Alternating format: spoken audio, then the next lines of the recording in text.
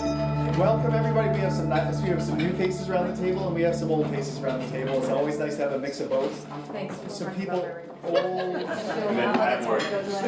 We pass that to Jenny. Oh, thanks. I'm sorry, your name again? Nikki. Yeah. I am grateful to be here.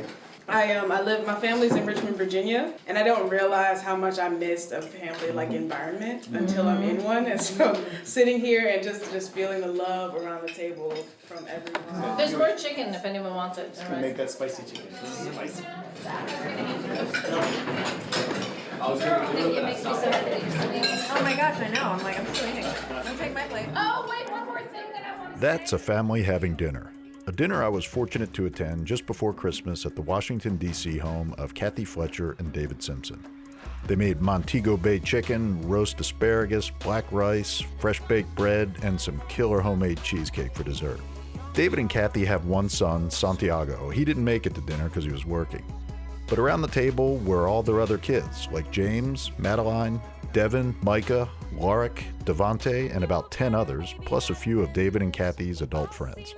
This is a story about a family, a non-traditional family, but one that's brimming with all the things you wish for in your own, like love, happiness, understanding, and support. Parents willingly putting their family's needs before their own. Kids growing up to live their dreams. Young hearts, old souls, great minds. This is Crazy Good Turns. We tell stories about people who do amazing things for others. I'm your host, Brad Shaw.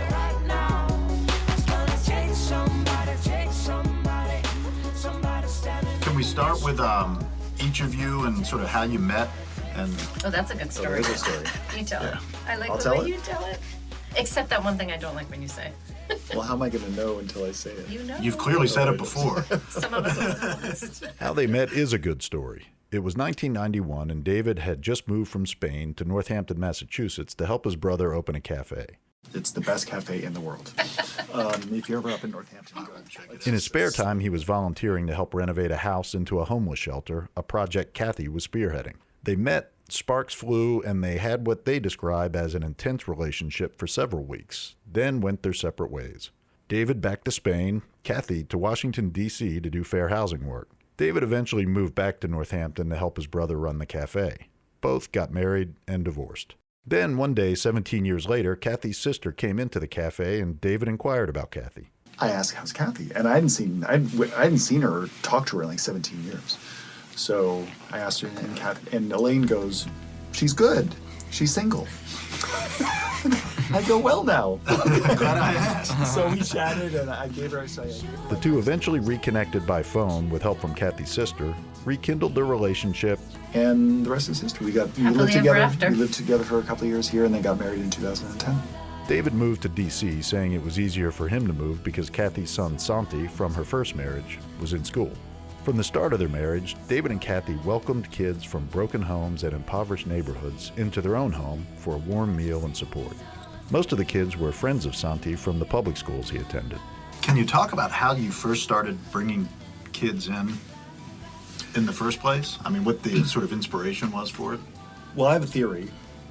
Kathy is one of 9 kids, and her parents are each one of 8 kids. So my theory is that she's just been trying to replicate her childhood dining room table for her whole life. So I think that there's that in there. And Santi, is a kid who he senses when kids need a helping hand, and he invites them over, and he knows we're going to accept them with open arms.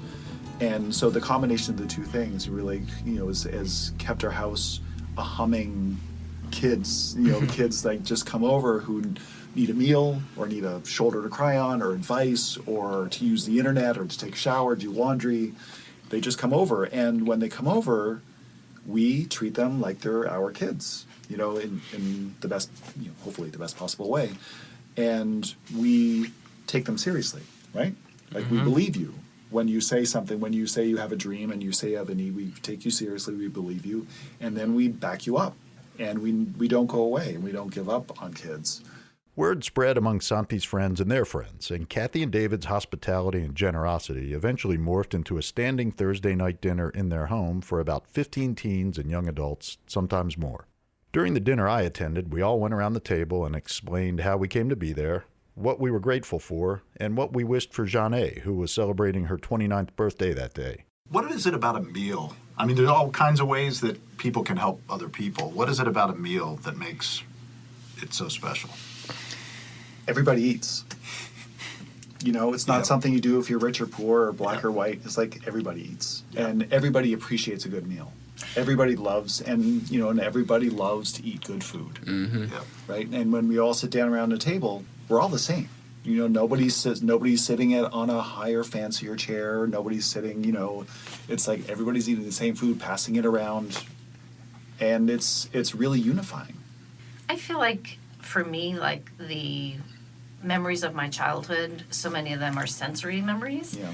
And smelling my mom cooking, spaghetti on Mondays and chocolate chip cookies on Fridays or whatever. And even as David knows, sometimes it's rare that I cater, but if we're completely flat out, sometimes we will, that I'll put something in the oven so that the smell, and I say to him, I want the kids to remember the smells. More than just a good meal, nice smells, and best wishes, the dinner is a way for Kathy, David, and their network of friends and supporters to get to know the kids personally and determine how they can help in ways big and small.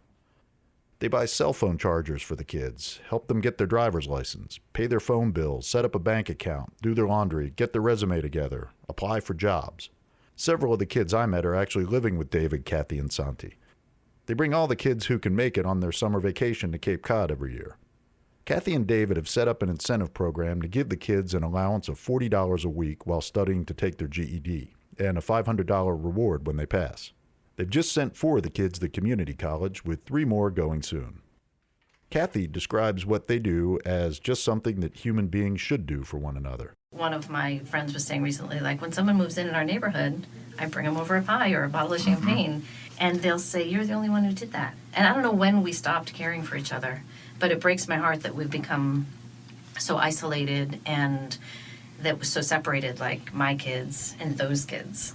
And what gives me hope is that they're all our kids. And every time a kid comes to us, seeing, we always say that our kids have a diamond inside, and some of them are covered with tar and mud and muck from being neglected or abused or, just not having enough.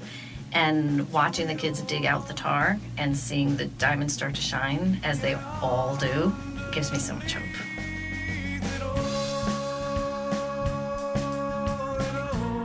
When I interviewed Kathy and David, they brought along James William Rosen, a 19-year-old friend of Santi's they've been helping for some time. James had a tough upbringing. Parents divorced when he was young. Mom struggled to make ends meet. Nights sleeping in a cold apartment because the bills weren't paid. Evicted once with all their belongings piled in the front yard. James dropped out of school to work and help pay the bills. But with Kathy and David's help, he earned his GED and is among those 4 heading to community college at the University of D.C. this year. Here's James. I guess usually people like in their position, they don't really understand or they don't try to help. And so they help and they understand the kids. They don't judge the kids. That's why I respect them so much. They don't judge nobody. Because people are so quick to judge and they don't do that. So they sit down, they talk with the kids, they help them with whatever they need, no matter what, they come from or anything. That's why I respect them so much. They gave me such a support system. I would not know where I'd be if I did not have them. I don't know. I really don't know. I probably wouldn't even be in school, to be honest, or going back to school. That's just what it is. James had to leave our interview midway through for his job as a cashier at Saks, and Kathy called him an Uber using her account. As he was leaving, James mentioned he needed to go to the dentist. So remind me tomorrow and I'll make you an appointment. All right, cool. Love you. Love you much. All right, I'll see y'all later. Make good See you, choices. James. See you tonight. Have a good day at work. Last summer, while on that big family vacation in Cape Cod, Kathy and David came to the realization that they needed to create a formal 501c3 nonprofit to provide the level of support their kids and others really need. They polled a close group of friends, secured concrete pledges of support, and launched All Our Kids just 2 months later. Shortly thereafter, a game changer occurred. New York Times columnist David Brooks has been one of the regular adult guests at the Thursday dinner for about 2 years. Kathy and David say he comes about twice a month, has bought kids cell phones and computers, hosted a fundraiser, and helped pay for tuition. They describe him as family. In mid-October, he wrote a column for the Times describing Kathy and David's efforts and impact on the kids and on himself. It was called The Power of the Table, and it changed their lives in an instant. Emails, online donations, And then it was just a flood. The mail was just like, Kathy was just like the happiest time of the day. It's like, did the mail come yet? So you call up, because there'd be these flood of. I love getting mail, and wonderful that people send us checks, but the letters would make me so happy. And I sound like I'm a million years old when I say this, but I feel like technology has made us lonelier, and nobody sends you cards anymore. So true. But every day now, the mail comes, and we get these beautiful letters from people who are inspired by us. Yeah. It's amazing. And the column. David and Kathy said they received interest from others wanting to do the Thursday night dinner in their own town, something All Our Kids is definitely exploring as part of their long-term growth strategy. We have given people a real sense that you can do something very tangible and not that complicated and help people establish meaning in their lives and connections that they otherwise did not have, and to be able to give to a community and be fed by a community in equal measure. I understand where David's coming from, that basically what they're doing is what human nature should be, and that they get as much from it as they give. But I'm not so sure. I know I couldn't do what they're doing. You see, what makes All Our Kids so different and such a crazy good story for me is just how intensely personal it all is. This is a husband and wife who've opened their home to strangers, some with pretty big problems, and are using their dinner table to make those strangers part of their family and all that entails. The hopes, the fears, the vulnerabilities. There were lots of laughs at the dinner I attended, even some singing and piano playing after. But there were also a few side conversations where it was clear that David and Kathy were checking in with their kids on some of the personal challenges they were facing. A hand on the shoulder, a whisper of support in the ear, a hug, just like parents do.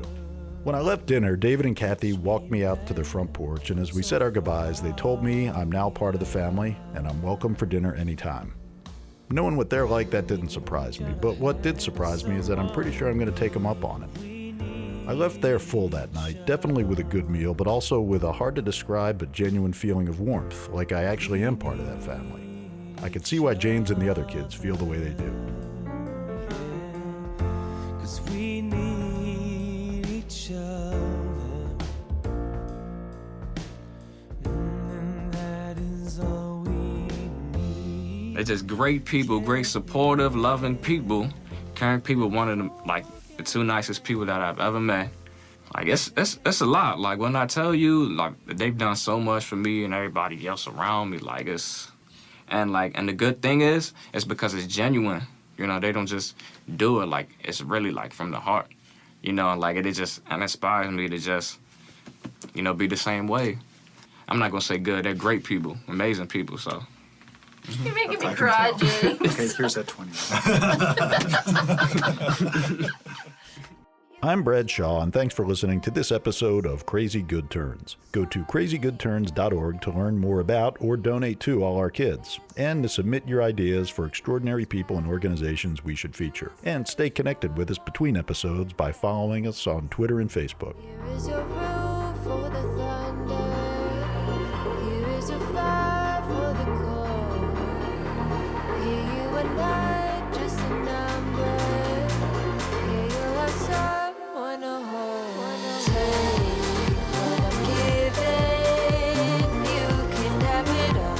You can have it all. This life. You might have noticed we found some great music to support our podcast, and we've provided a Spotify playlist of the full tracks on our website so you can take a longer listen, which we hope you'll do. And if you're a band with a song we should consider featuring, you can submit it on our website too. We're also asking you to help us grow our audience this year and bring our inspiring stories to more people. You see, Crazy Good Turns is a nonprofit itself, and like most nonprofits, we don't have a big marketing budget, and the single most important way for us to gain increased visibility is to crank up our ratings and reviews on iTunes. So we're setting a goal of 1,000 iTunes ratings by the end of the year, and we're asking you and the nonprofits we feature to unleash your creativity, passion, and social networks to help us get there. And because we're all part of this virtuous and self-reinforcing circle of giving, we'll give a $50,000 grant at the end of the year to the featured nonprofit that helps us the most.